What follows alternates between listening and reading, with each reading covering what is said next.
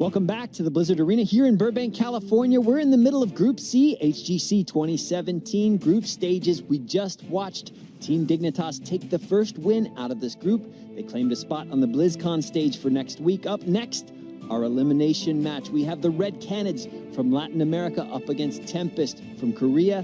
One of these teams is going to go home. We're going to find out right now. Let's head over to the chief button masher himself, Tim Trixler-Frazier.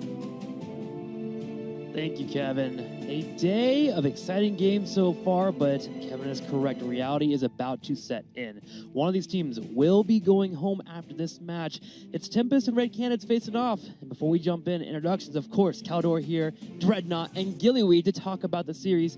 Gillyweed, all the way down here on the left. Red Canids this morning really did surprise us. Yeah, they came in swinging. They got a game off of Roll20. Unfortunately for them, it wasn't enough to be able to get the victory and avoid this elimination match. But that was their first game win at an international event this entire year. So it has to be at least something for them to take home and even just to take into this series. I completely agree. I mean, I feel like from that region, you know, and struggling for so very long to be able to get that, there's a level of like kind of proving to yourself that suddenly makes, you know, it makes you wonder kind of the future and the performance level that they're going to have. Yeah, I can only say I was really impressed by them. I did not expect from that series to start it with a victory for them, so that was actually pretty cool. Can I also just say that I feel very at home at this desk? It does feel a little homey, right? Like I came up here and I was like, oh, nice. you guys look familiar. Well, familiar as well is the group right now, Group C. We did dub it earlier, the Group of Death, and so far it has been proving to be an awesome day of matches. Team Dignitas has made it all the way through. They will be advancing to next week. Congratulations to them. Roll20 will fall to the next match, but first we have to figure out who will move forward here between Red Canids and Tempest. Tempest showing some task racer play earlier in the day, as well as some mechanical skill, but it wasn't enough against Dig, Caldor. Yeah, not quite. They definitely posed a big threat, at least in the first series, but then later on you could really see that Dignitas focused a lot harder on their rotations, and it was exceptional Tracer and has that play from Amina and Snitch on the last map in particular, something that they also showed later on against Roll20. But overall, Tempest is definitely a super strong contender, and it's not going to be easy for the Red Canids. Dread, with you, I know we were talking about the match a little bit afterwards. Was there anything that you want to see more from when it comes to Tempest? For Tempest, I feel like for this series specifically, the biggest thing for them would be kind of catering a little bit more towards their macro. I feel like that has been their biggest weakness within the region. It's no different here. And more importantly, into a team like Red Canids, ultimately, I do feel like the best advantage that you'll see Red Canids to get over Tempest will be through the macro game. So trying to be able to stop the bleeding there and, you know, make sure that the team fights are always on even footing or advantageous for them. Looking for crisp calls here, Dreadnought is. Now let's go ahead and talk about Jay Shritta from the Red Canids. He's been with this crew for years now, it seems like, Gillyweed, and you want to talk a little bit about him. Yeah, Jay Shritta is the only person from Latin America who has represented the region at every single international event in Heroes of the Storm history. And this is it for him with Latin America, not in Heroes of the Storm in general, but he qualified with this team and he moved to Canada. He is making a play, putting everything on the line to try to get into North American HGC, whether he joins up with a team there or he plays through the Open Division. He even told us, I'm not going home. I told my friends and family I'm not coming back until I make it into the HGC.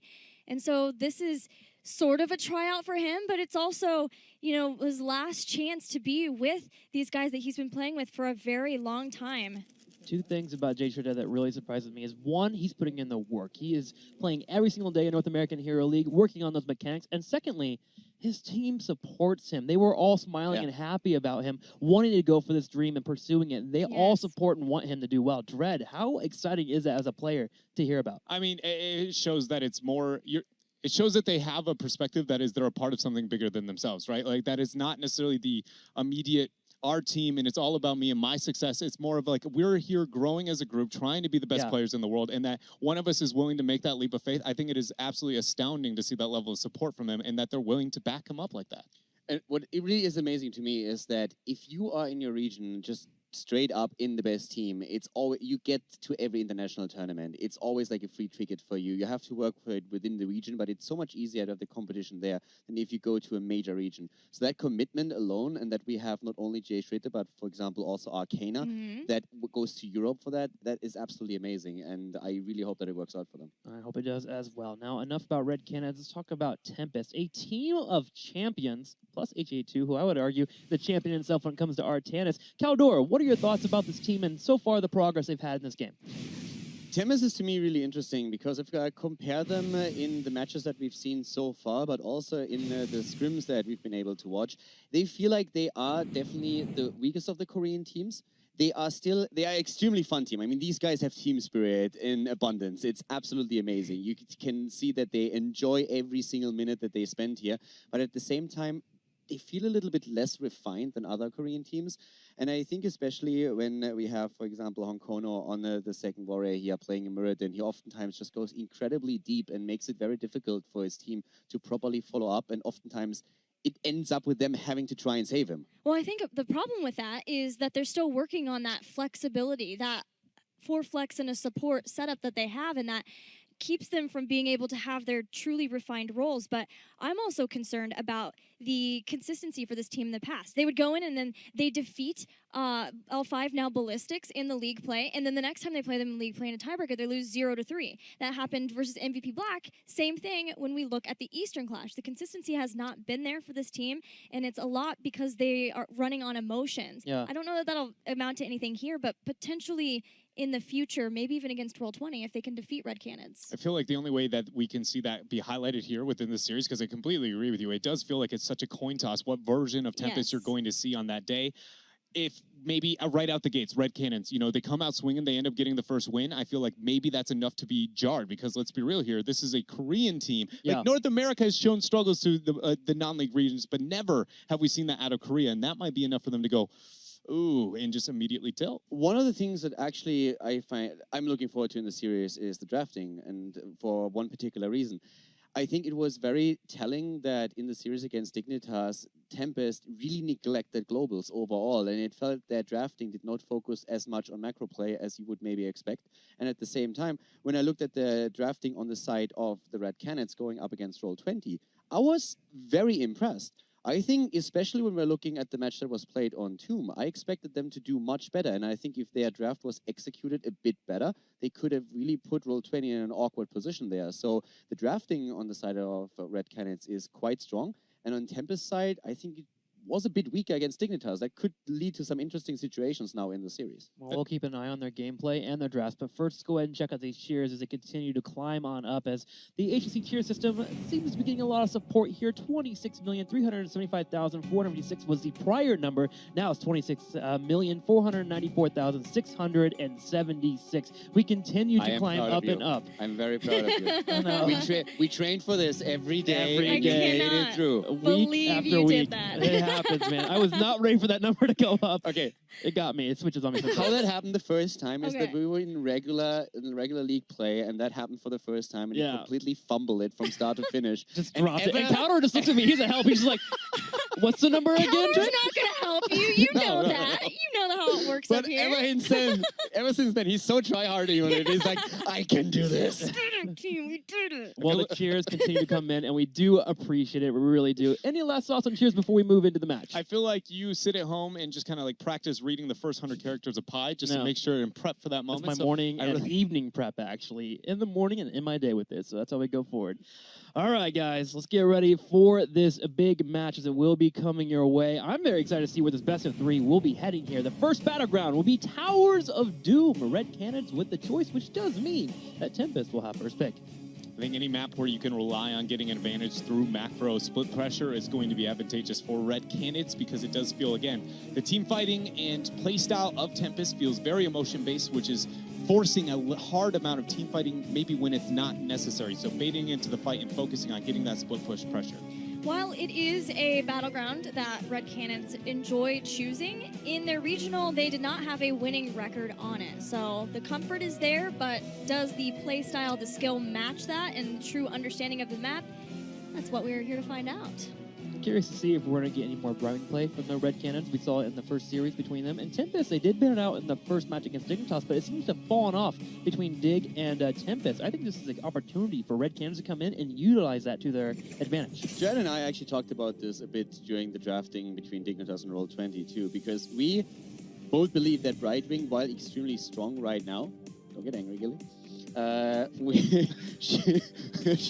What are you? No. What's going to come out She next? might be prioritized a little little bit bit too too high. high. Just a smidge. Just a little bit. Both of you off. Wow. Tim and I are going to take this draft from here on out. We got That's this. it. What is weird, though? Brad, you want to get a coffee? What is weird, right, is that even there was Tracer Tass in every game, and yet Yes. she wasn't there. And that's what was strange to me. Yes, maybe. She's still I'll never good. admit it, but maybe. But it's strange that that point-and-click crowd control of Polymorph you can make longer, you can make vulnerable, reduce the armor, that wasn't there along with the Tracer Tass in that series. We're talking about the priority on Brightwing. They burn out immediately. Yep. I will say that I think that there is an argument that Brightwing is worthy of the first ban, not Backing me necessarily up the now. secondary ban. More so Yeah. that the first ban has a specific power play position that it can justify banning for the future, essentially, because currently it doesn't look like we have this is OP meta, and whenever that is the case, you can essentially, again, compositionally have a lot more forethought to those type of bans. It's also, as we said, Brightwing definitely has a place, especially when you're talking about mobile characters. We have her as a great counterplay against ETC, Tracer, Genji. So many heroes here, and there's so many combos where she also excels. We talked about Genji plus Brightwing in the past to split an opponent's team. So getting an early ban in to work against that, I can agree with that more than having her as an insta first pick, if that makes any sense. Yep. And Is that with okay with you? seeing the Brightwing ban, to be continued on this, guys. I'm going to have a stern I talk think I'm with in you trouble, boys. once we're in the game. We had the Tracer ban from Red Canids just to make sure that couldn't come out, because Tempest did have such high priority with that. But still, even with that, getting the Tassadar first pick, there's a lot of things that can still synergize with Tassadar for Tempest. So here's the thing. I love the Tracer ban, especially because Tempest has already shown that they are completely willing to play Tracer without Tassadar and Yes. simply supplement, for example, Rhaegar in. So with Brightwing banned by Tempest, that has to be a concern. So that ban Yep. for the Red Canids is absolutely fantastic. Yep. Since Tempest still jumps into Tassadar, but eliminating Tracer, I think that's a great choice on the side of the Latam team. Normally, I'd be a little bit concerned to see an Abathur kind of committed to before an opponent has committed to any major strategy, because you can see them transition into that early game pressure. But the Tassadar, other than synergy maybe with a Greymane left up on the table, it's not that much pressure, nothing to be overly concerned about. And more importantly than anything, it scales to the late game. And Tempest is going to be relying, again, onto their team fighting. So to have a slow, placed out, very good team fight hero that I don't think Tempest is going to be able to capitalize on the early game weaknesses of him unless Red Canid forces, again, skirmishes or mercenary camps that they don't need to. And I feel like they have displayed here today that they have that kind of self-control to step away when necessary. I wondered if we would see Dahaka there, but glad to not see the Dahaka and Tassadar, because that puts so much on the shoulders of the Hyper Carry, and it's also not something that H82 plays very much of. So instead, getting Greymane, that denies the Greymane-Abathur combination. Also gives somebody to get something out of the auto-attack life leech that Tassadar gives, and Tempest is back with Muradin. I wonder if it'll be still Haymaker only, or if maybe we'll get Avatar this time. I actually think that Muradin, I feel, is going to make that choice depending on how they smooth out the rest of the draft. How many frontliners we have there. If they play Muradin as the main tank, Avatar, I think is inevitable. But I really like the choice of going into Haymaker if you have him as the aggressor, especially after 16. It becomes a huge threat. And that was something that, for example, Dignitas had to deal with in the previous series, since Haymaker was picked up, especially after 16, Rhaegar is under so much pressure on the other side. So that's a great choice here for them. But I also like what we see for the Red Canids. Sonya is going to be fantastic with Abathur, and they still have a lot of great choices for the copy hero. I do like that ban coming out from Red Canids to go towards that Kharazim anytime you can see it with that double support to be able to aid with that, but more importantly, any follow-up with the Muradin to be able to get that gank control. That is something we've seen so much out of the Eastern world. And more so than anything, I wanted to talk about Kharazim's priority here today has been very, very high. Granted, so is Tracer, and it's a bit more of a counter, but we did kind of talk about where would he rise through the ranks here, and I feel like he has, at least today with the involvement rate, showed that he might have a future throughout the Blizzcon tournament. I think we're going to see him a lot. I talked about it yesterday a little bit. Teams are more and more willing to commit to not only Kharazim, but just in general, extremely mobile composition that are super dive heavy. Brightwing plus Kharazim, get a Genji into the mixer as well, Muradin to jump into the backline. There's so many super hyper aggressive compositions that we now see that I think at the tournament at Blizzcon and our finals is going to have a huge impact. A lot of different supports being played by Vieira, and even in the regional. Trying to decide what he might play here. I would think it would be the Rhaegar, but no, they're going to get Lucio here. Smart move, just in case H82 wants to get Malthael here, because that is one of his highest played heroes. And there's a lot of synergy within every single hero on the composition here of Red Canids. We highlighted the fact that their drafting seems to be drastically improved, and it only continues. So much better. This composition is very, very deadly. I mean, by no means would I sit there and go, it's a definite win, but I mean, it is going head-to-head with everything we see picked up by Tempest, and that just feels so unlike the past 2 years of competitive Heroes of the Storm. Exactly. The first rotation already, Abathur and Sonya, so much synergy there, so much strength and threat in early and late game already combined. Lucio, I like it for the reasons that you mentioned. There could be a Malthael. At the same time, I have to admit, I would have loved Rhaegar here, as you alluded to at first, since not only does he have the synergy with Sonya and Arthas, but it's also another great copy target for Abathur. Of course, the double Arthas can be super strong and can go for Sonya, but we've seen what Mena, for example, did in the match against Roll20 with the copy on Rhaegar jumping into the backline, and the heals are also fantastic in that setup. Yeah, it also would have been able to give the team a cleanse, but the Lucio is such a good synergistic hero for Arthas to get him into better position. Absolutely. And he'll need that with Stun Lock, with the Stun and Root now, adding in Malfurion, and now Falstad as a final pick for Tempest. Is this an old lockdown special? It is the old lockdown special. I feel like he made his name in the competitive scene way, way, way back onto that Falstad. And with that pick, the global advantage that they're going to have onto their side, yes, Abathur is a global, but there's a lot of structural damage that Tempest can apply to the early game now that they have made that Malfurion Falstad transition. I'm a bit at a loss on what I want to see as this last pick. Definitely, I think, arranged. I don't like the idea of seeing them move into a full melee composition, especially into a Malfurion Falstad. Too much AoE crowd control and able to get appeal. But I want a ranged carry that synergizes with the Abathur and the mobility that Lucio is going to provide. Yeah, it doesn't seem to be exactly what I wanted, but it is the, meta hyper carry that we know and love so much here in competitive Heroes. Yeah, I was for a second also considering that Lunara might be a good choice for them, simply because they have the Boops of Lucio available to create some additional space for her when she's attacked. She will, of course, be extremely vulnerable, but I like Vala a bit more just because the extra escape when Meridian makes this move is just absolutely needed. And also after 13, if you go Gloom, you can mitigate some of the damage that comes out of Tempest. And Jay Shredder just plays that hero all the time. So that he does. So we now have our team set up between both of them. Looking at the draft, Gillyweed, on the left side, do you think the Red Canids have drafted well enough here to beat the likes of Tempest? It's a really nice draft for Red Canids. It's really nice. It's Tempest. Until proven otherwise, I'm sorry, I have to go with the Korean team. Dread? I feel the exact same way. History, it does not repeat itself, but it sure does rhyme. My heart definitely beats for the Red Canids. I think the draft is fantastic, but I think the execution is just going to be too strong on Tempest. You don't think after the one win against Roll20, they have enough to take Tempest? If not even a little bit. I want to believe! Here's the thing. I absolutely believe that they can make it. Like, if it was another team on the draft, I would say, yes, there's a great chance that they are taking down Tempest here. But I think that the skill between the players on both sides is just there's too much of a discrepancy for them to bridge. So looking at Tempest, what's their game plan, Dread? How do they get a victory? I mean, honestly, just bring the battle. Ultimately, make sure that you don't stack Gust in Twilight Dream. Make sure that you hit a minimum of 3 targets with Twilight Dream before it's used, and make sure that you dive Greymane, Muradin, and Tassadar Shield being used effectively. It's mainly focus fire and synergy, but that is what Korean teams are so very good at.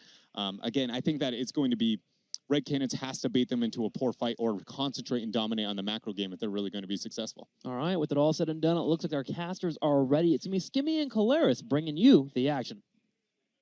That's right. Thank you very much, Trixler. It's as if Malthael has visited this room because this cast is soulless as we get into the next series to find out who's going to survive here in Group C. And what do you think of the drafts overall? I mean, I'm absolutely on the same wavelength as what Caldor mentioned as well. I think that the Red Canids have a brilliant draft, really to sort of cater that aggression that we know and love from the Latin America region. But execution really is the key of this one. And the Korean team, despite what's happened so far, should be looking for that 2-0. All right, let's launch into Towers of Doom to figure out who is going to be able to stay alive. It's all important here. A tall task here for Red Canids as Tempest is a dominant force, having previously been a world champion on the stage over in Sweden. Absolutely, a very tall order there. Emotions will be running high for both of these teams, as whoever loses this one, that is the end of the road. They will be going home.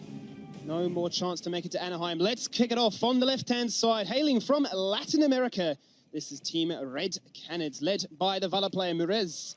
Jay Shred on Abathur. You got Fury on the Sonya. Tulin on Arthas. And Vieira on Lucio. A good lineup, a good showing from them at the start of today, but can they keep going? Hyde on the right-hand side will be on Malfurion. H82 is on the Grey Mane. Next up, we have a Lockdown on Tassadar.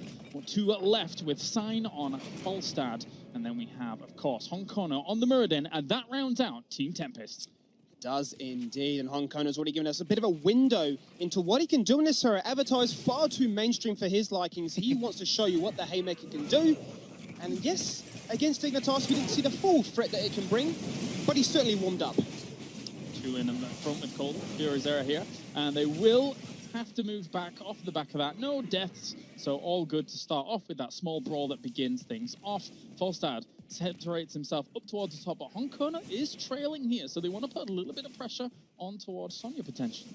They do indeed, and by using the Falstad, they're looking to try and patch that weakness that we've discussed in the earlier series, have some macro, have some global pressure, look to try and level things out in that 4v4 rotation that will be cycling from mid to bot. If a fight looks attractive, the global is utilized. Honkono's all over the place already, from top all the way down to bottom, looking for an opportunity, misses his Storm Bolt, has to go away. That he does indeed. The Howling Blast does connect. They get a little bit of damage to start things off with, but nothing too hasty, too scary to start off. The B-Step's coming out very early, and Honkono says, "You think you can B-Step me? I am the king of disrespect." I feel like that's going to be a short story throughout this entire series, actually.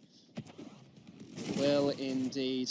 The guy's fashion sense. That alone is a spectacle to behold, and I believe it's a big reason why Blizzard changed those rules around the attire for these tournaments. It's all Honkono's fault. Has to be. All right, locked down there as we have Hyde and H82. All right, actually grabbing themselves first blood on Valor. Great little pickup there on the kill. H82 with the extra damage. They're looking for more. Tulin under pressure, but at the same time, potential turnaround. Does not get H82. Arthas goes down. It's a triple. Oh, very well done to start for Tempest. We had a mirrors, and then we didn't, and it all went wrong from there. The Tassadar shield, a complete outplay with the bait. The staggered health pool really coming into its zone, and just like that, a triple kill to explosively start this into a triple alter phase. Yeah, good start for Tempest, definitely. So now Red Canids are going to have to gain some semblance of normality, as I believe Sonya up towards the top is going to grab the first altar, but this should be just a 2 against 1. I'm not sure that Red Canids really want to venture too further out onto the map right now. Absolutely not. They're going to start things off with a trade in the top lane. In the end, though, Tempest do get that advantage. B-Steps are still continuing here. I mean, as you say, the theme really is there. Vieira saying, if we aren't going to win when it comes to execution or it comes to mechanics, we can win that mental warfare. I don't know if you can, though, against someone like Honkono, right? Guy is rock solid when it comes to mentality. I mean, when we saw him actually talking in an interview, the guy is a sight to behold. If you've never met him, this guy's personality, it's amazing. Yeah, it transcends borders for sure. Down to the bottom, of course, really focusing on this bottom lane, getting the sapper camps, wanting to put pressure on towards that wall so they can try and hold on to it. Thankfully, both teams do have some range damage, so if anything goes away for them, they could quite easily grab it back. But all importantly, down the line, does Abathur go for that mule, as we've seen very, very well executed by the North American team. Yeah, it definitely tends to be a strategy coming out of that North American region where it's all about turtling, looking to try and survive for as long as possible. Reach that mid to late game stage as Fury Zero rocks up to the party, says, I've got a spear and I'm not afraid to use it. Just back up here for a moment. Oh, H82 going very, very deep there onto Mirrors, but he's going to be punished for it potentially. Very low. That's a kill going over to Red Canids. Who needs talent tier level advantages when you can just force a fight like that? They say no 7, no problem. We will go for the fight. We will escort those sappers in. And we would be the ones claiming an advantage. I mean, it felt like a bold endeavor by H82, actually, into like 4 of them, right? It's a fantastic route, however, and the counterplay comes across just like that. Hyde says, no, no, no, this is our bot lane. The B-Steps once again continue here, so that mental warfare is definitely still rocking and rolling. Honkono getting a little bit angsty there, saying, I will chuck a stun at your face. I'm not afraid to use it, but Sign finds some value. He says, yes, you might try and find a trade in the bot lane, but I am split pushing. That's right, Falstad value top. And if he does all of that and then is able to fly down to these 2 altars, that's a very, very powerful little position that Tempest is holding onto, despite losing H82 on that 1 initial kill. That's the one indeed. Yeah, level 7 actually is going to be the mule, so they are going to play for that mid to late game. And party mix picked up here by Lucia. We've seen a few adaptations where people prefer to go for the more instant burst. Attempting for a 1-1 trade here to start things off. Vieira stopped by Tassadar. Good little move, but Arthas is warding him away now. As Hyde's going to come in, poke. Not too bad at all. The fact that he has a Luna's Grace at 4 means that he can reach a little bit further with that Moonfire build, so slight adaptation. Big damage coming in, though, as Sonya will fall. Once again, Hyde is just landing these roots, but the trade is there. 1-for-1 as Moden falls to the floor as well. It's a tank for a warrior.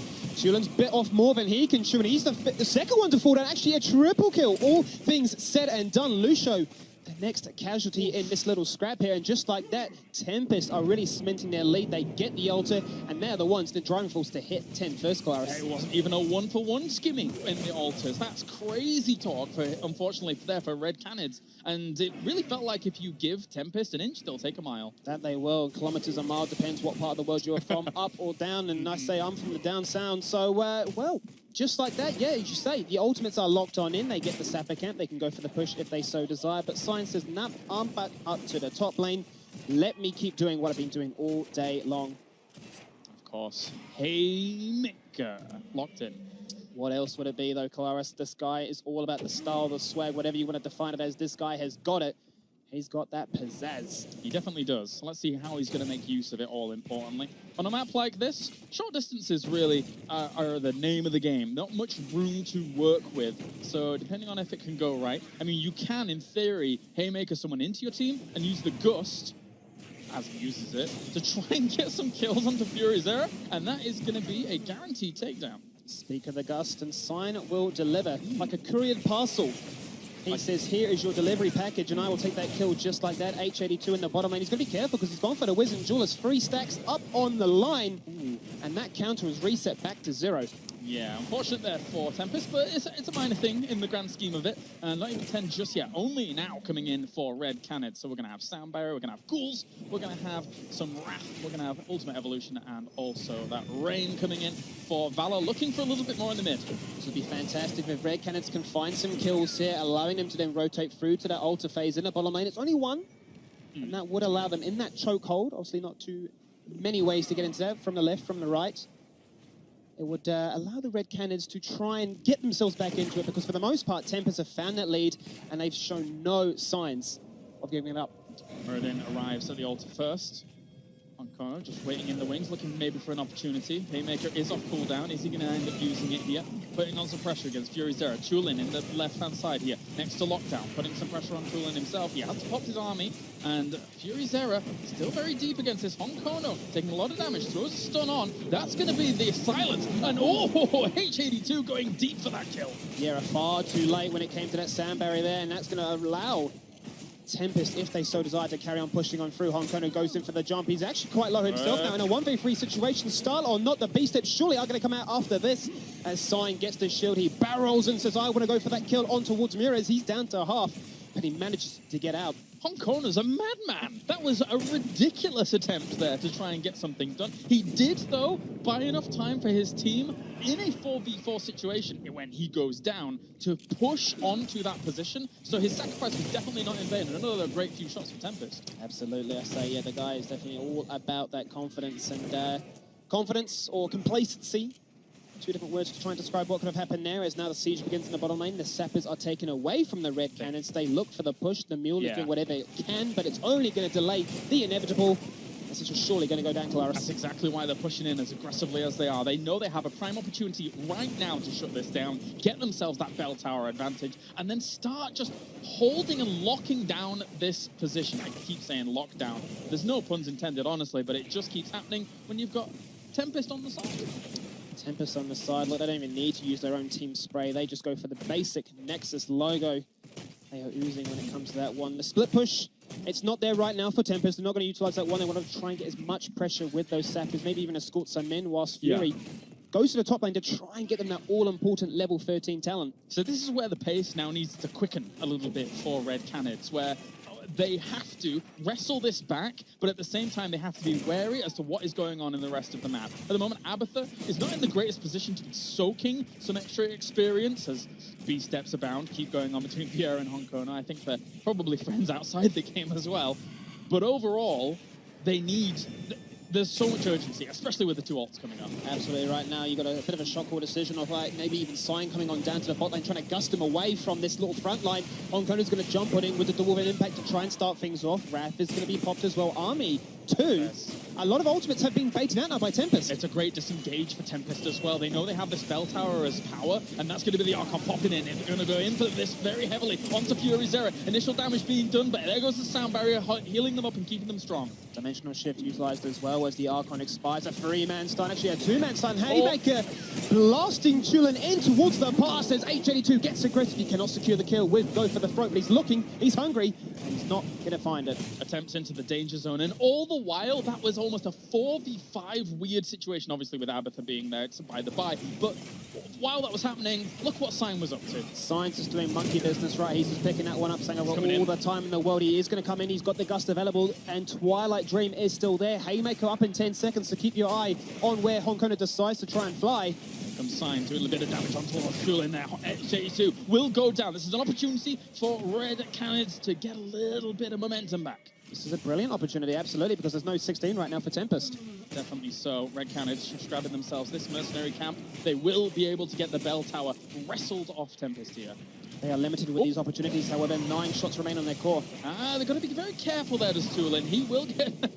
Fury Zera gets knocked back through Tulin. So they're not going to lose any members, but overall, taking these sappers, getting themselves back the bottom lane. But look at this, Tempest, with the aggressive move in, despite being 4-on-5, they absolutely don't want to give him in. So close there. Sign nearly going to get that boomerang across to try and take out Chulin. He thankfully juked on down. Otherwise, that kill would have been very free and very unforgiving. Gonna stop for now. Lockdown taking a bit of damage, but they still fall back. So the one big play that Tempest did there was, okay, eventually this bell tower is gonna go away.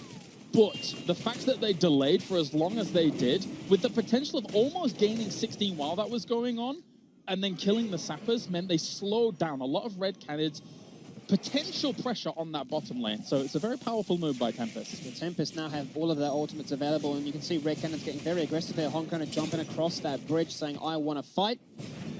The Gust comes across, they want to definitely fight. Big Gust comes out and a lot of damage coming in from the Archon as well. Lockdown on the backside. That's going to be a sound barrier here to try and keep them alive. They have to retreat on out. That's usually the power of Lucio, but as Sonya falls as well, that's 2 gone down. 2 gone down, double kill to start things off with. As Honkona says, I want to carry on with this fight. This is looking good for me. It's looking good for my team. Haymaker is there if I so desire.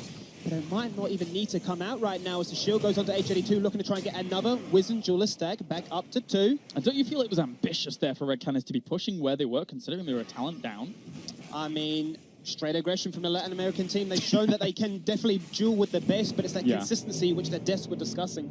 All right, well, a capture, not even a capture there, unfortunately, for Vieira, as Tassadar, especially with the level 7, makes it easier for him to land those storms when need be, and will continue to do so. Anyway, Red Canids can really get into this one. It's if they force that hard engage, and it's going to come very shortly. The 16 is on the horizon. Honkona realizing that.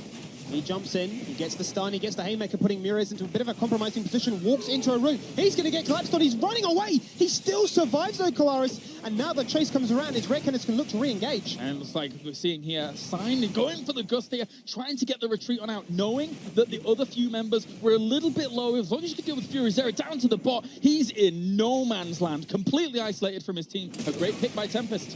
And Tempest, if they win this fight, they win the game. 1 shot remains on this core right there. Twilight Dream to start things off. Arpis, the second casualty. Honkona jumps into backline. Piercing stun, says hello. Hammer is under a lot of pressure. H82 ripping into shreds. There's the sound barrier. H82 almost goes down there. A bit of a boot. With the Stomple and the Haymaker for good measure. Tempest could quite easily take the boss and round out this game. Yeah, I mean, there's nothing that Lucio and Abath can do at this stage of the game. Very strong in the early game, but definitely at this part, not going to do too much. A clone onto Lucio, double dropping the beat, and they will need to drop some beats to compose themselves, as this is looking like game number 1, set and done. Very well done by Tempest to take the first game here in this series. And overall, they really didn't give Red Canids much of an opportunity to get back into it after they took like the first 4 or 8 shots available to them. I mean, they delayed and they delayed and they delayed and said, look, we'll win. Are we actually going to fully ramp on up? They were always looking for those fights, scrappy as they may have been, but they were always punished. And the fact is, your core progressively falls on down. And by the time they look to try and force these fights, their core's within, 5 to 10 shots. It's too little too late. All right, well, we're going to head back to the analysis desk to see what they think of game number 1 on Towers of Doom. The analysts were correct in their prediction, so I will go ahead and give 100 points to Hufflepuff. Good job, guys. You earned those points. But it looks like... I'm definitely Gryffindor. I'm Hufflepuff, so I'll take it. All right, I knew something all was going to nerds. happen here. That's how I So, feel. So can I just say, it feels like on Towers of Doom Korean teams, their mentality, how much or how good they're feeling, is directly translated with where the heck they're standing in regards to the kill zone. yeah. MVP Black Chin drinking inside the kill zone. Hong Kono goes in, drops the piercing bolt. They were flirting that line throughout the game, like all of the game, while Sign just went around and did his thing. It was amazing performance, honestly. It just felt like they were very comfortable with going, we think we're the better team, and they executed proper. Maybe a couple of blips here and there on both sides of the battlefield, but at the end of the day, it felt very much Tempest was just, we're better, and they showed it. Yeah, Caldor, additional thoughts? They definitely showed it, but at the same time, I have to say that I'm still pretty impressed by Red Canids overall. That could have been way worse. We didn't see the 40-0 that NA suffered at the hands of Europe. Gosh, I never thought that line would be dropped. Caldor has to find that zinger. He's got to drop it in there. Well, a big zinger. Our sponsors wasn't continue done. to, of course, help us out with this tournament, so thank you to them. The 2017 Heroes Global Championship Finals are brought to you in part by Republic of Gamers, Intel, T-Mobile, and NVIDIA. Caldor, did you want to elaborate more on your point, or should we go ahead and just skirt by that? I just really wanted to say that they impressed me. They got their kills.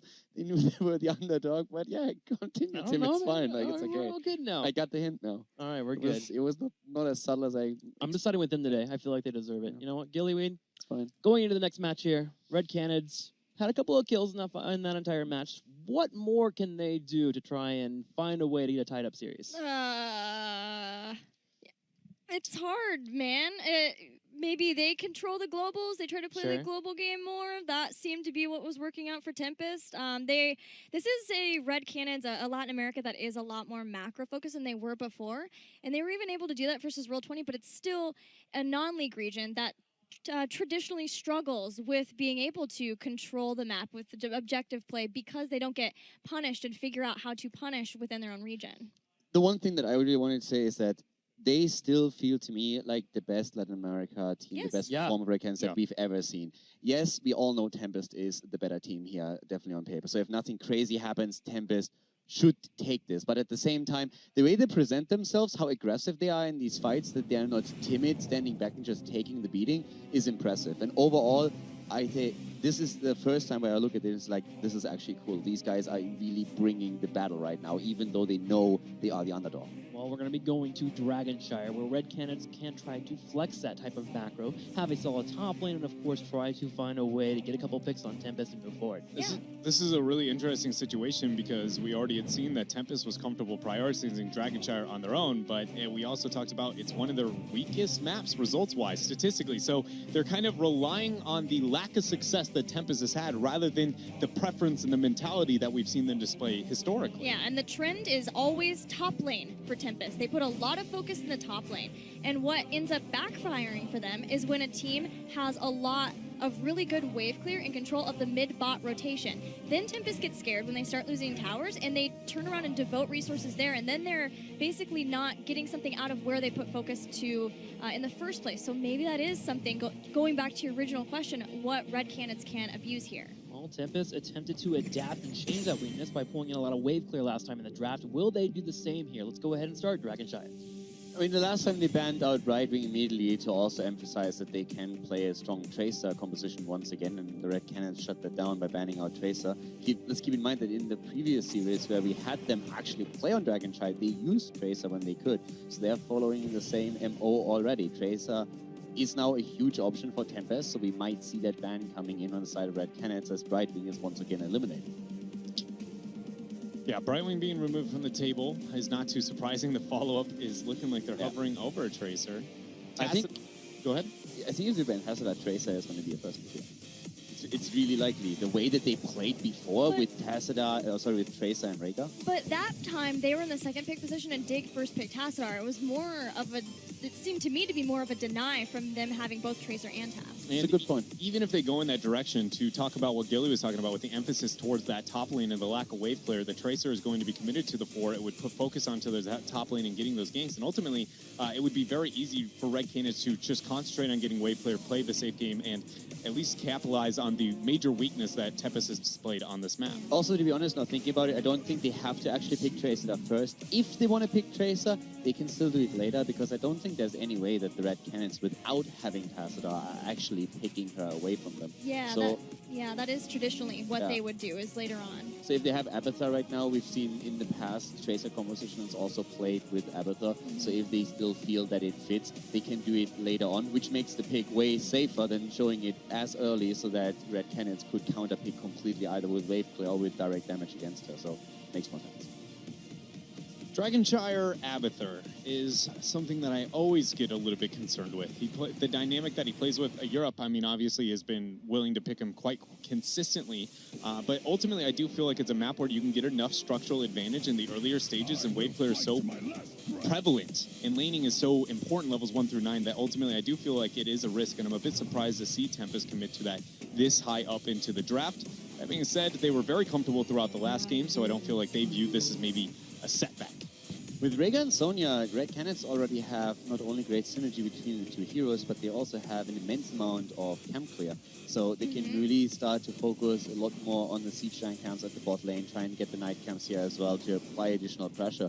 And if they do that early on, they might really start to pressure Abathar in the early game, even more so than it's already the case. Love seeing both of these picks, given that Abathur was the first pick. The double Greymane is a possibility, and Muradin makes for an excellent symbiote target because of how long he can stay in the back line and around all of the members of the opponents. It's a bit dated, but I think I would really appreciate to see Red Canids transition to a 1-1-3 style laning situation. Abathur on Dragonshire is one of the few maps that you can really dominate with that if you have a prominent solo laner up on top, and then your mid lane just is winning in wave clear. That's all you need. Sonya is most likely going to be successful within her lane. Rhaegar is definitely going to be able to aid when it comes to the tri lane, so just making sure they have a good wave clear to match up into mid, take out front walls, and make sure that mid and front wall dies before even level 10, or at least the first Dragonite goes down on this map.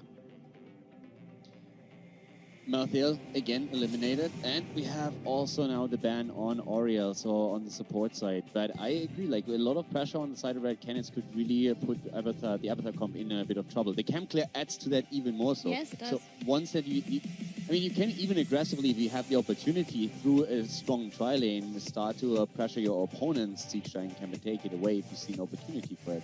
So if the Red Canids get a bit of snowball potential in the early game, that might be one of the ways how they can really put the pressure on the Tempest and maybe win a map. I think the biggest thing to make sure that they try to avoid is a 2-1-2 situation, because the Abathar compositions, normally you think, well, I'm applying pressure in one lane, I can apply pressure in another. There's no way that Abathar can actually deal with this, but by only having 2 people in the lane rather than the 1-1-3, it's not the pace at which you're pushing, it's the survivability when the gank comes in inevitably. And ultimately, in a 2-1-2, this composition Tempest has formed can actually get those type of kills. So I would like to see them try and avoid that here as we go with a Garrosh, and we're going to figure out what else, which it's going to be a double support. I thought we might see the range picked up for them, but don't mind to see them commit here to the double support. Uther is a nicer follow-up to Garrosh pull than Rhaegar. You can drop the totem, it's just a 35% slow. Instead, now you have the point-and-click stun, and it's good because of how the throw setup works for Garrosh. And it may be enough to just keep Tempest from being able to get any sieging done with their Greymane, but I'm really wondering who is going to be the solo top laner, or at least the top laner against Sonya for Tempest. The one thing that's also interesting to me right now is that on the side of Tempest, they can really start to pick very mobile characters that just don't get threatened by Garrosh. That's the one thing that I'm worried about right now, how much value he's going to get. If you get a good pull and a combo into a stun, you can do a lot of work here, but overall, with the way that Tempest has been playing this so far, with the heroes that they have right now, if they pick mobility, they can really just dodge Garrosh, and then he doesn't do too much. Leoric Abathar is going to be a problem for the Sonya to be able to deal up on top. Also provides a lot of wave clear for the fact that Tempest did end up going into that pick.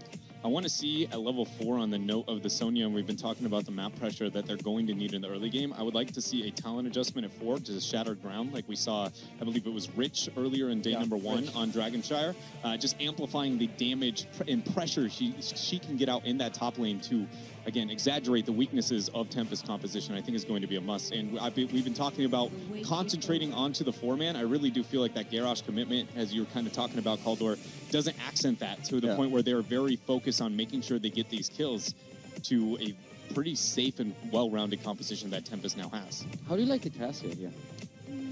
I'm not really the biggest fan of that setup because, again, we talked earlier about the potential tri-lane that he could use. An attempt to put pressure onto the bot lane. I think with Cassia, you're giving up a lot of what you could have done here. So if you get the flip and you get a lockdown with Uther, then Cassia is going to be fantastic to get a kill in. But I feel you are putting all of your eggs into one basket, whereas if you pick a strong melee auto attacker, you all of a sudden start branching out and you have different ways how you can approach the fights on the map. Yeah, you're a lot more focused on the kills instead of being able to siege with her. So it does show something into the mentality of Red Canids. I also think she's really vulnerable to Haymaker, which we've been seeing a lot here from Hankano. If she gets out of position at all or way too far away from a team, you cannot protect her, and that's when the focus comes in.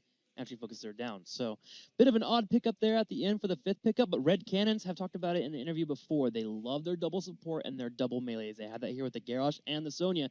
This is their bread and butter. Will it be enough, Dred? I want to say the answer to that is yes, but I just doesn't feel like that is the case.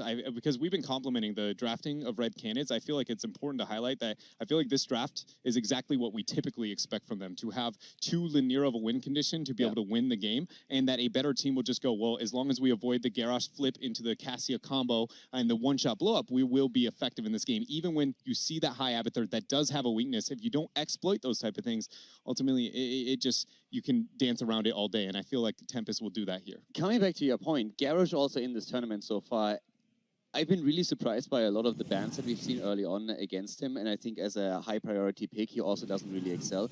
This time he was picked a little bit farther down, but he's, in my opinion, with a good team can exploit his weaknesses too much that he always gets the value. So that willingness to always go into Garrosh here, I find that strange against a team that is supposed to be just like a level higher than you are currently. So I think Tempest is not going to fall into the trap to get completely obliterated by Garrosh comms, and they are going to use his weaknesses against the Red Canids. Well, it's time here to start the second game. Will we have the Red Canids go home, and will we have Tempest go forward to face against Roll20, or will we have a game number 3? Let's head over to Claris and Skimmy. Thanks very much, guys. Big fight feel here for Red Canids, who need to be able to put themselves on the map. Otherwise, they are done. Whereas on the other side, Tempest, especially with something like Lucio, they might just see Red Canids as a speed bump. Absolutely, man. 2 minor regions out so far. Are Red Canids going to be the third casualty amongst us right now as they come into their favorite map, a map which has shown difficulty for Tempest, but as the analyst desk does remind us, this composition looks a little bit too linear. Now let's get into it. Game number 2 about to begin here. Red Canids need to seize control and need to never let it go. As we get on to Dragonshire, Tempest here looking poised to try and take this and then push themselves to fight against Roll20. Skimmy, over to you, my friend. That's the one. Game number 2, this time on Dragonshire, with Tempest leading that best-of-3 series 1-0. And this is the team that you have to watch right now. Where are they going to go with this one? Jay Schritt, the childhood sweetheart, the favorite from Latin America. He is this time flexing it on Rhaegar, Fury Zero on Sonya, Mirez playing Cassia, Vieira supporting on Uther, and Julian on Garrosh. Could be Jay Schritte's last game with this roster. Let's see if they can make it work. To the right-hand side, we have Tempest. Hyde will be on Lucio. H82 this time is on Leoric. Next up, Lockdown on Abathur.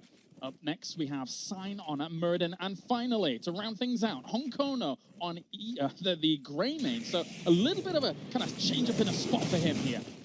Already the mind games come out there. Red Canids doing what typically is the norm by going through the mid lane. And as a result of seeing Tempest go for the split push and taking out those towers, they're going to respond in the mid lane. But right now, it's looking as if Tempest have got the get-go. Good power exploit, and the fact that normally there is that clash in the mid. Abathur moved back, knowing that there is always that threat of Garrosh grasping him from across, and even just looking to put pressure on to Sign there, but he dwarf tosses away. Flip in Dwarf toss out. The mobility going to be a big factor here, especially with the Lucio. I mean, you're going to see a lot of aggression coming out here in terms of jumping onto those targets. And once they find you, they are not going to run away. Jay Shred is going to be the target here, but he gets tossed away. And the Carnage in mid lane will have to wait another day. Not too bad. If he'd have gone into those bushes, he could have taken a bit more damage from those two. Now he does it. Like a dog with a bone in the end. Gotta find him somewhere. The Kalaris curse knows no limits. You talk about a gust, it happens. You talk about a mine, it happens. And now a fight breaks out in the Bermuda Triangle. Don't you dare. Of all things, the Kalaris curse. If that occurs whilst I'm casting one series a day, we know that it's in full effect, my friend. Well, I mean, you're a voice actor at the moment, but you might be able to transition into movie acting with a Kalarisception. Ooh, okay. All right, then. Let's get it going. So what do we have going on there? Actually, throw it to Honkono, but the thing is that you actually just saw how Honkono reacted to that. There aren't many great targets to throw. If you throw Muradin, there's the potential for the Dwarf Toss unless you actually get the stun follow-up. If you throw Leoric, Wraith walk away. Even Greymane is someone who can launch himself the opposite way after he's been thrown, so... I mean, yeah, you're looking at the Lucio, the big component to try and assist in all three of those members' escape. Lucio gonna be that go-to target, but if he's alongside terrain, as you can see on your screen right now, he is gaining a rapid speed to also boost out of a scary situation. Yeah, I mean, we always compare Garrosh comps to, or at least I do, Garrosh comps to Stitches comps. So there's going to be that element where you want Uther to be with the Garrosh throw so that you can kind of stun afterwards, right? That would be a good follow-up, I think. Absolutely. And I mean, you can see right there, the skirmish tries to break out in the bottom lane, but we discussed it last series on Tales of Doom, the Abathur-Lucio interaction. You pop the hat on him, and suddenly Lucio becomes a bit of a threat to actually deal with. Yeah, definitely. It's a very, very strong, powerful duo that we've seen even prevalent in the past couple of days elsewhere. But Viera and Tulim spotting Sign. Sign doing the good old fake out to see if he can invade a camp. Interesting to note also, Mures has gone for the adaptation at level 4, not going to go for the blinding light, so if he gets stunned on out, nobody near him is going to be blinded, and you'd imagine that to be the go-to of Muradin. And Greymane jumping onto his face, looking for that execution star, but he has gone for the lifesteal, which caters into the idea that he wants to stick around and play for a while. A slow Dragon Knight phase, a slow Shrine phase here at the moment, although it has been wrestled away. Not easy to get that from Garrosh in the middle, but H82 at the moment, especially, as you mentioned, with that Abathur assistance, really doing a good amount of work in that top lane. I mean, top lane's a bit of an interesting matchup. Typically speaking, it's all won by if that Drain Hook connects or not, and if you've got the Abathur hat on top of that, that can patch some of this weakness that's happened since his rework, meaning that his early game has been significantly nerfed to a degree, but his mid to late game is now far, far stronger, so definitely keep your eyes on what is typically been speaking as a Sonya winning style. This Wraith walk forward's very aggressive onto Fury's Zera, can't quite get the kill. And you've got to bear in mind, with that hat, that was a 4-man attack, but they already got the 4 up here as well. That shows how much they've been dominating that top lane. And I feel like for Red Canids, the comp just isn't working out fully. There was a lot of time there in mid lane where Garrosh is solo, alone, not doing much, not opening up opportunities for Red Canids. Speaking of opportunities, Klaus, absolutely. I mean, they go for that top lane commit from Tempest, and Red Canids with the Giants surely had to try and respond by doing the exact same and evening out that balance by doing the same to the bottom lane. Only 2 towers is what they're going to find as their prize. So Red Canids continue to try and hold on to this at the bottom. Over that train. He has been pushed as H82, but he'll happily just walk away. Or Viera and Honkono going for a fight. Viera quite deep there at the moment, being healed himself, trying to get him out of there. But Chulin, likewise, under a little bit of threat. Popsy unstoppable, and he will get away. All those members so low by Red Canids, but Tempest just cannot find the first one to take on down. But they will continue to control this bottom lane for the most part. The Shrine is definitely in their control. And something to talk about, it's Honkono this time on the Greymane. We briefly discussed it, I suppose, with the introductions at the start, but Sign, we don't know his thoughts as to whether Haymaker is that go-to or not. I'm going to say no. So maybe that happens. Put pressure on Fury Zero once again. Oh, and a few more little shots coming over across the wall. Nicely done. Red Can is trying to reinforce back. This could be fraught with danger here at the moment, as he's made himself unstoppable once again as Julian to try and get out of here. It's a lot of good AoE damage that they put on towards Tempest. I mean, that shows you the power of Garrosh, right? Doesn't even have to pop his unstoppable clips to try and survive through all of that. Now, so many members of Tempest are low. 2 more that could have potentially fallen on down. HGC has to use that Ray Fork to not be that second casualty as they look for another. They do find it, and that's fantastic because Red Canids right now have control of both shrines. If they can do this well, they can get the cap. And that all came for me off the back of Cassio charge strikes. If you've got 3 grouped up, you better get that kill, because if not, when the turnaround comes, when Cassio is throwing out those spears, as they bounce, that is massive damage, and they really exploited that. Great stuff by Red Canids. Scary times for Tempest, however, and this is when that sort of curse, I suppose, of the Dragon Shire becomes a bit of a problem. This is the map for the Red Canids, minor region or not. They are bringing the pain. They get the Dragon. They hit level 10 first. And they can look to continue the siege. It's a little bit of a bizarre build from Honkono, and I mean, what isn't bizarre about Honkono overall? But with Cocktail into Wizened Duelist, it's not quite the most common of things, but we'll see if it can kind of get value out of it. I mean, to a degree, it almost feels like Tempest are disrespecting Red Canids and saying, you're in an easy region, we're just going to get kills all day long. Both of us play a very aggressive style, so if these skirmishes keep coming about, we're going to get significantly rewarded by an increased auto attack. So, this, and the big problem is that naturally, Cassio is just a great counter, in theory, counter to what Tempest is bringing, because they're always going to clump up as the fight ensues. But it does. The Warlock's challenge coming out nice and early. Ball lightning to follow, but the Black King March does so much to try and stabilize them. Soundbearer coming across at the second moment as well.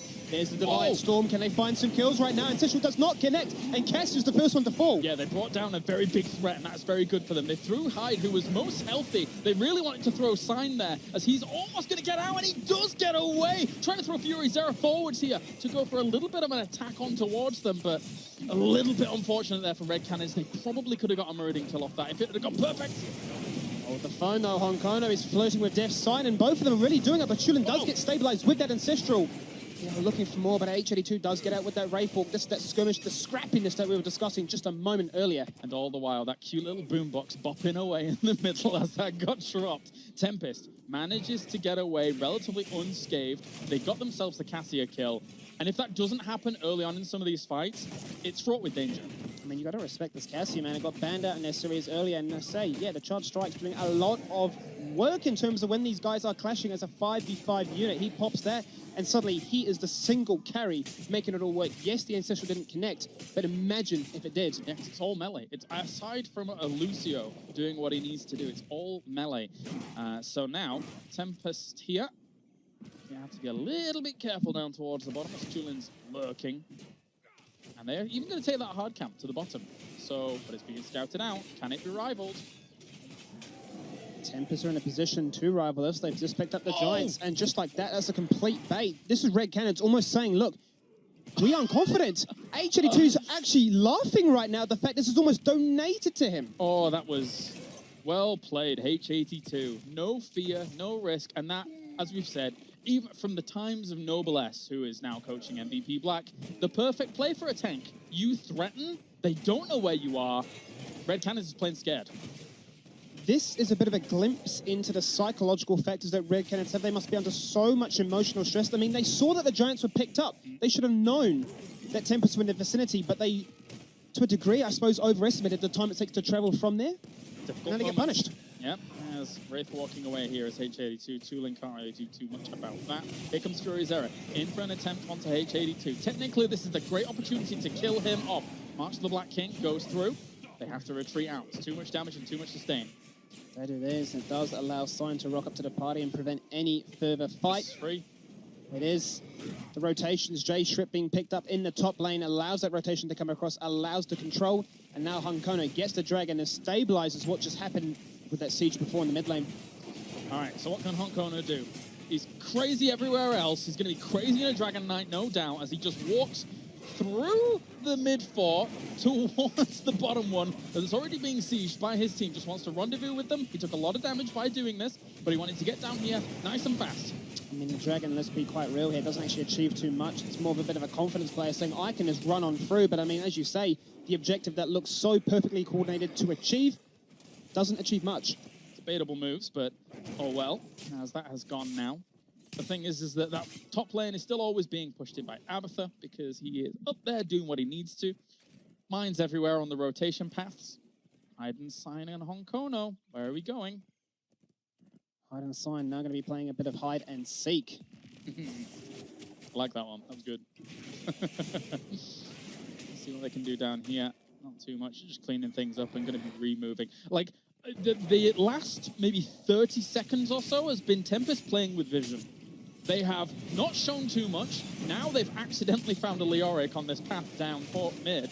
But overall, there was the potential that Tempest could have lashed down very aggressively if Red Canids had not respected the vision game that just happened.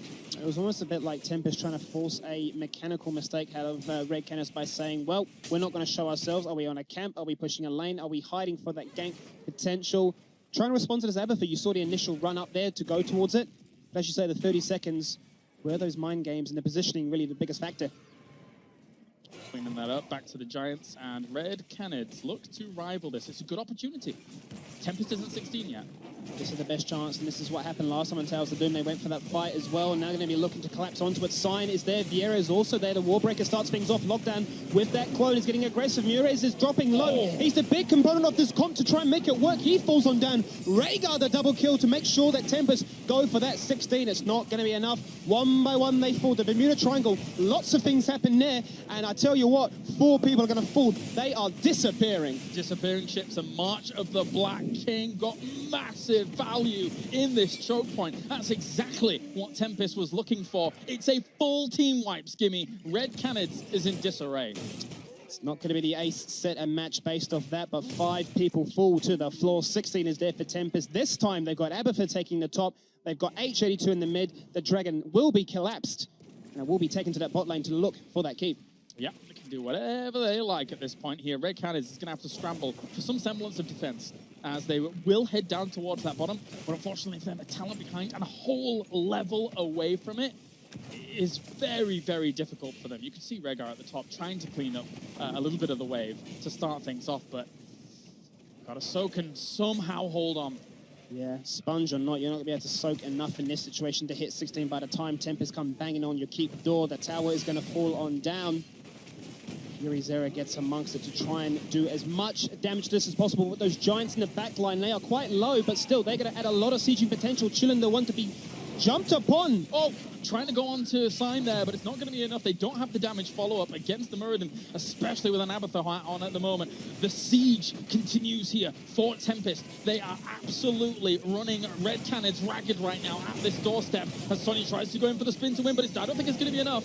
One stun, another stun. AoE circles across the board from both teams as they try and find some potential kill. Red Canids are hungry. They're still not 16 though. There's Ominous Wrath as well as Royal Focus here for H82. So if they keep chasing forwards, he can continue to be an absolute nuisance in this fight. They're going to try and turn it around.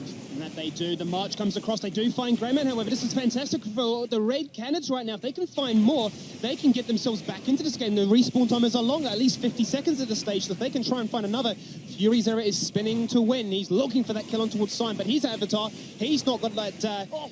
He's not got the haymaker. He is going to survive, and he is tanking on the world. The stun kept coming out from Sign there onto Fury Zera, but he did really well to actually survive against that. The change in targets, though, constant pressure on Cassia and Fury Zera, constantly alternating there, was Tempest to eventually win out this fight and push Red Canids back once again. I mean, that really has to be the power of Leoric, nullifying so much damage potential from the whole roster of Red Canids. You then got the healing static from the Muradin, plus Lucio just keeping everybody alive. Well, okay. Sorry, I was trying to give him a bit of praise, but then he just runs it down. Well, I mean, 4 for 2. It's all right. It's good here for Tempest. Red Canids there. They tried very, very well to get that fight. The best time that they possibly could have, or tried to, but unfortunately there was just really, really good split focus going on there. It's rare that you say the words split focus to actually say something that is good, but when you're dealing with something like a Sonya and a Cassia at the same time, you want to pressure them both in those fights. Absolutely, and you want to really try and juggle where those cooldowns from the healers in a double support composition especially are utilized. And we talk about how do you try and take down a double support composition. You're trying to bait out those resources with those basic abilities. once they're down, especially with the likes of a Lucio, you run away, you say, this ain't our fight. Then you come in with that re-engage, you've got the taunt, you've got 20, and you're looking for more. They realized he was there to Tulin, and that is him getting a lot of damage taken. That's the Ancestral Heal comes out. Honkona trying to get out in the back. They pick up the first kill. I don't believe it. They are actually going to do this one right now. 20 or not, they don't even care. They want more. Lucio wasn't even there the entire fight. They take 2. This is the opportunity Red Canids have been looking for. They were pressured on every single lane, and now, where do they go? Uther's bot, he might be under a little bit of pressure here from a Sign and Hide, and if especially the Abatha hat joins, that could be annoying, but they're not going to allow it. They're scared that the rotation will come and bite them. They're messy here from Tempest, to be quite honest, but I don't believe Red Canids can punish them too much. Now the team actually do respond. Vieira's going to get some boys to back him up. The Divine Storm is going to come across as he looks to fall to the floor. Lucio's going to drop that sound barrier. Getting amongst their chaos as the cannons are there. The lanes are being pushed top and bot. Keepers falling in the top lane. Giant torn towards that core, taking that shield on down. Rhaegar. Can he get it? It's so very close to getting it. He does get the Dragon Knight. He's probably going to have to use this to defend. He's going across the map, but H82 and Sign, these guys, are they just going to go forwards? This is a crazy little situation here, Skimmy. This is like a base race gone wrong. This is looking like a early game right now. He is still pushing at the Dragon, showing no signs of conceding. He's not even going to jump out of that Dragon. That core is going to fall down to 65%. They are running away, but they are playing with our hearts right now. I felt like the Dragon Knight should have come back home to try and defend against this, but, I mean, all in all, the core had already taken damage anyway, and it looks like Tempest should be able to round this out with Cassia falling as well. Dragon Knight walks onto the core, but it does not matter. Power plays come out from Tempest, and it is 2-0 to Team South Korea. 2-0 to the Korean third seed, as you can see. A smile come out there from Honkono. Job successfully done. They're going to get another chance to try and secure their ticket for Blizzcon. Going to be going up against Roll20 just after this. But I mean, if you're watching this, arguably you could say that wasn't their strongest performance. Not entirely, no. It was a little bit back and forth there, what we could see from it. And as much as Tempest now keeps themselves alive, commiserations go out obviously to Red Canids, who I feel we both will share the same sentiment, where if the group had been a little bit weaker, if it hadn't been a true group of death here out of the 4, we definitely could have seen them do a lot more. 100%, and this really has been the biggest story, the narrative for the whole year for Red Canids. They put up these fantastic performances, but it tends to be against these behemoths of rosters, and hence why you look at it, and on a stat sheet you could say they've never won a series this year, but they damn well go close. Pleasure to catch you, Skimmy, as we head back over to the analysis desk now to see what they think of the 2-0. Tempest will move forward to face off against Roll20 to see who will make it to Anaheim next week. But before we go, some parting thoughts about Red Canids. Caldor, do you have anything to say about the team? I have to echo again what I said after the first map already. I think this is definitely the strongest Red Canids that we've seen so far. Yes, they lost, but technically, they lost in the base phase on map number 2. They made it to the core. And honestly, if we had a different group, if this wasn't a group of death, I would be really interested to see how far they can go with this, because their drafting has significantly improved, the execution as well, and it was a lot of brawling, but they performed well. Dread, Gilly, any quick thoughts? I mean, I feel like I've shared the same sentiment on terms of like the grouping and whether or not they would have been more successful into a different group, but ultimately, I get torn because as a guy who actually enjoys just competition, I'm a huge fan of just competing against one another. That the heart of it is that there is always a winner and a loser. So there's a level of my heart goes out to them because there is so much passion and drive, especially for players like Jay Shrite, that they've displayed over the long run. But there is a winner and a loser every single time, and ultimately they just weren't able to perform with the format that we have. One thing we can say is that that was the best performance internationally that Latin America has had. And that is something to go out on in that performance, being able to take a game off of Roll20, looking strong even versus Tempest, bringing it to Tempest, getting kills. And so I think although they are probably very disappointed, I think that they will look at that and be happy with that performance in the long run. Well, it's time to say goodbye to the Red Canids, but we're going to follow Tempest as they go to face off against Roll20, and we currently have Kevin Johnson on the stage with Tempest. That's right, Tim. I'm standing here with none other than Honkono from Team Tempest. Congratulations, Honkono, to you and your team for this win over the Red Canids. I got to ask you, I know Tempest is a team that's been around for a while, but this is one of the first tournaments you've been in with Western teams since mid-2016. How has the experience been so far? 먼저 우승자 축하드립니다. 그리고 지금 템페스트 팀 같은 경우는 2016년부터 꾸준히 활동하고 있는 팀이고요. 그리고 최근에 지금 서양 팀과 경기를 많이 하고 2016년 이후로 경기 안 했는데요. 서양 팀들에 대해서 어떻게 생각하시나요? 일단 서양이 되게 좀 많잖아요. 근데 그 중에 이제 유럽 팀 같은 경우는 정말 이제 한국보다도 잘한다고 생각하는 그런 팀들이 돼버렸고 북미도 아직은 안 해봤지만 엄청 잘한다고 듣고 그리고 경기도 실제로 봤기 때문에 좀 걱정되고 대단하다고 생각합니다. He says there's a lot of Western teams, and he believes Europe has now become the strongest region, and NA is also following the EU and becoming a very strong team. So they're very concerned right now how well they'll do in the finals during Blizzcon. All right. Well, I have to ask you about that signature haymaker choice that you make on Muradin. We see it all the time. Even when Sign is playing Muradin, he's choosing Avatar. What is it about that heroic that fits your playstyle specifically? 무라딘을 플레이하실 때 대부분 초강타를 많이 선호하시는 편이신 것 같은데요. 혹시 왜 그 아베타 대신에 초강타를 선택하시는지 좀 궁금합니다. 일단 투신 같은 경우는 사실은 그냥 살짝 돌가죽이랑 비슷하게 상대 팀을 막 교란시키고 앞에서 이제 안 죽게 맞아주기만 하는 역할인데 초강타 같은 경우는 꼭 투신을 찍지 않아도 바로 그냥 배달 같은 거라던가 아니면은 진영을 붕괴시킬 수 있는 쪽에서 안 죽을 수 있으면 정말 좋은 궁이라 생각해서 찍습니다. Mostly he chooses the haymaker over the avatar because he doesn't have to use the skill. He has to put extra skill into affecting his more body, so he can take more damage. He can mostly just focus just on hitting people far away, so he'll have more leverage when into team fights. All right. Now, you're not finished yet. Haven't claimed that spot at BlizzCon just yet. Roll20 stands in the way. What is the plan of attack to ensure victory for Team Tempest? 다음 상대가 롤톤인데요. 어떤 전략을 짜고 오셨는지 궁금합니다.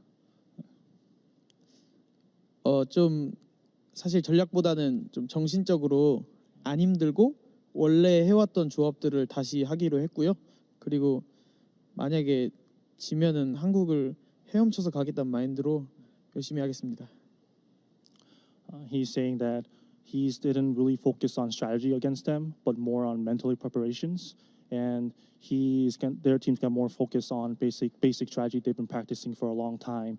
And their mental focus is that if they lose, they're gonna swim all the way back to Korea. All right. Well, Hong Kong, I hope you don't have to make that long swim. Good luck in your next match. Hope to see you at BlizzCon. We'll see you in the next one. Okay, guys, another team has to pack their bags. The Red Canids calls an end to their season. And right now, one more match remains for us today in Group C. That is going to be up next. Please stick around. We'll be right back with our deciders match shortly.